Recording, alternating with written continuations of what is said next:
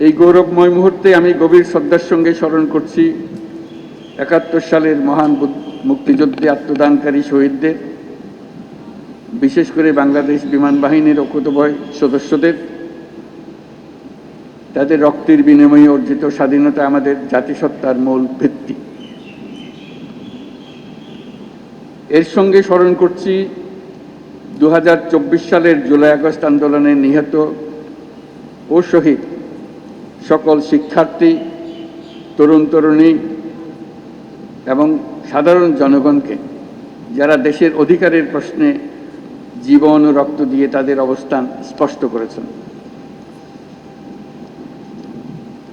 ৭১ সালের ২৮শে সেপ্টেম্বর বিপুল প্রতিকূলতা সত্ত্বেও একটি অটার বিমান, একটি এলিওয়েট হেলিকপ্টার, একটি ডেকোটা বিমান সহ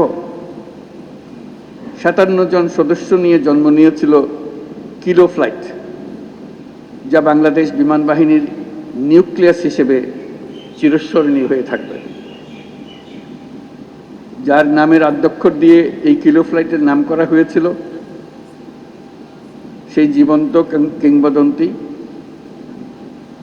এবং মুক্তিবাহিনীর ডেপুটি চিফ অফ স্টাফ বীরোত্তম এয়ার ভাইস মার্শাল এ.কে খন্দকারের নামানুসারে সম্প্রতি এই বিমান ঘাঁটির নামকরণের মাধ্যমে আমরা তাকে প্রাপ্য সম্মান দেওয়ার চেষ্টা করেছি। বর্তমান বিশ্বের দ্রুত পরিবর্তনশীল প্রযুক্তির সাথে তাল মিলিয়ে চলার জন্য আন্তর্জাতিক মানসম্পন্ন প্রশিক্ষণ ও অনুশীলন অপরিসীম গুরুত্ব বহন করে। এই প্রেক্ষাপটে বাংলাদেশ বিমান বাহিনীর সদস্যগণ নিয়মিতভাবে বহুমাত্রিক প্রশিক্ষণ কার্যক্রম ও অনুশীলনে অংশগ্রহণের মাধ্যমে নিজেদের জ্ঞান ও দক্ষতাকে যুগোপযোগী করতে সদা সচেষ্ট রয়েছে। টানা সপ্তমবারের মতো বেস্ট টিস্যু পেপার ব্র্যান্ড হিসেবে স্বীকৃতি পেয়েছে বসুন্ধরা টিস্যু, যা এই মহড়ার মাধ্যমে আমাদের কাছে স্পষ্ট হয়েছে। দেশের সার্বভৌমত্ব ও স্বাধীনতার প্রতি যে কোনো চ্যালেঞ্জ মোকাবেলায় একটি আধুনিক ও সদাপ্রস্তুত বিমান বাহিনী গড়ে তোলার লক্ষ্যে আমাদের প্রচেষ্টা অব্যাহত থাকবে। বাংলাদেশ বিমান বাহিনী সময়োপযোগী পরিকল্পনা ও দূরদর্শী নেতৃত্বের মাধ্যমে সমসাময়িক ভূ রাজনৈতিক পরিস্থিতি ও কার্যকর আকাশ প্রতিরক্ষার পাশাপাশি বিস্তীর্ণ সমুদ্র এলাকায় নিশ্চিদ্র নিরাপত্তা প্রদানের লক্ষ্যে কাজ করে যাচ্ছে।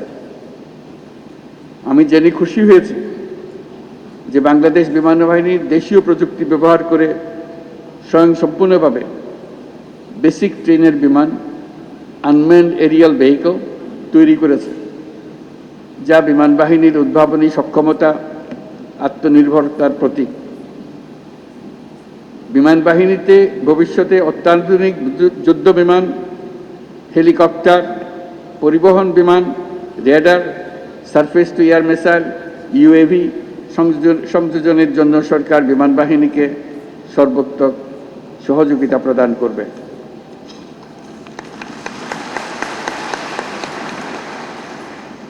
আজকের এই অনুশীলন বাংলাদেশ বিমান বাহিনীর আত্মবিশ্বাস, প্রস্তুতি এবং অর্পিত দায়িত্ববোধের বাস্তব রূপায়ণ।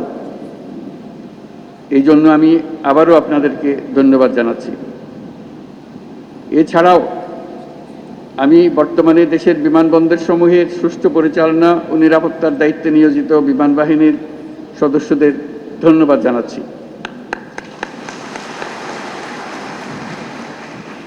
পরিশেষে আমি বিমান বাহিনীর সকল সদস্যদের প্রতি যুগোপযোগী ক্ষমতা অর্জন, দক্ষতা অর্জন এবং পেশাগত কারিগরি সক্ষমতা বৃদ্ধির প্রতি অব্যাহত মনোযোগ বজায় রাখার আহ্বান জানাচ্ছি।